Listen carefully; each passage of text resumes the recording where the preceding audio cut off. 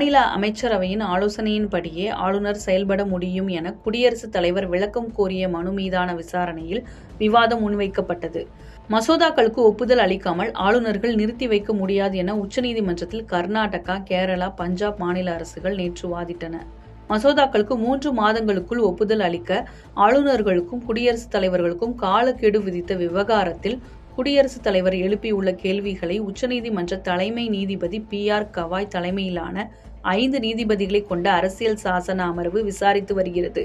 அப்போது மனுதாரர்கள் தரப்பில் ஆஜரான கர்நாடக அரசு தரப்பு மூத்த வழக்கறிஞர் கோபால் சுப்பிரமணியம் கூறுகையில், மசோதாவுக்கு ஒப்புதல் அளிக்கும் விவகாரங்களை பொறுத்தவரையில் அரசியல் சாசன பிரிவு 200 வழங்கியுள்ள நடைமுறைகளின்படி மாநில அமைச்சரவையின் ஆலோசனையின்படி மட்டுமே அவர் செயல்பட முடியும் என்று உறுதிபட தெரிவித்தார். அத்துடன் தண்டனை குறைப்பு, அரசு தலைமை வழக்கறிஞர் நியமனம், மாவட்ட நீதிபதி நியமனம் உள்ளிட்டவற்றை அமைச்சரவை ஆலோசனைப்படிதான் மேற்கொள்ள வேண்டும் என அரசியல் சாசனம் வலியுறுத்துவதாக தெரிவித்தார்.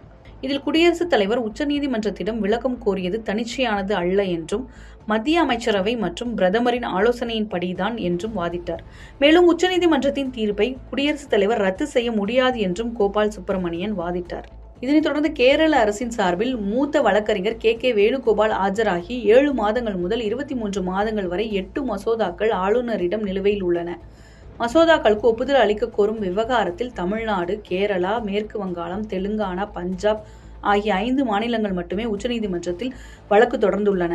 மசோதாவை ஆய்வு செய்வதாக மாதக்கணக்கில் நிலுவையில் வைத்திருந்து முடிவு செய்யக்கூடாது, சட்டமன்றத்துடன் இணைந்து ஆளுநர்கள் செயலாற்ற வேண்டும் என்றும் அவர் வாதிட்டார். இதனைத் தொடர்ந்து பஞ்சாப் மாநில அரசின் தரப்பில் வாதிட்ட மூத்த வழக்கறிஞர் அரவிந்த் தத்தர், மசோதாவுக்கு ஒப்புதல் அளிக்காமல் ஆளுநர் கால வரையறையின்றி நிறுத்தி வைக்க முடியாது. சட்டமாகும் மசோதாவின் செல்லுபடி தன்மையை முடிவு செய்ய ஆளுநர் ஒப்புதல் அளிக்காமல் இருக்க முடியாது. மசோதா ஒப்புதல் அளிக்க 3 மாதம் கால நிர்ணயம் செய்த உச்சநீதிமன்றத்தின் தீர்ப்பு அவசியமானது.